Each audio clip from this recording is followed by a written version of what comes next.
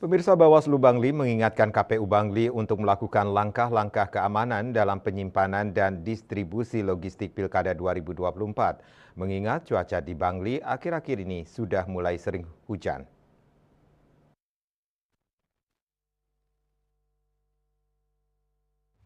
Anggota Bawaslu Kabupaten Bangli Nengapurna mengatakan pihaknya telah memberikan imbauan dan saran kepada KPU untuk melakukan langkah antisipasi di tengah cuaca seperti sekarang, termasuk penyimpanan logistik maupun pendistribusian logistik nantinya.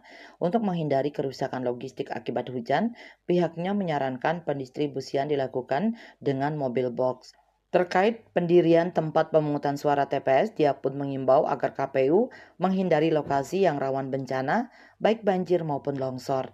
Dikatakan Purna selama ini belum pernah terjadi hujan deras sampai menghambat pelaksanaan pemungutan dan penghitungan suara di Bangli. Meskipun sempat ada tantangan akibat dampak hujan, namun masih bisa ditanggulangi. Dayu Swasrina, Bali Pos melaporkan.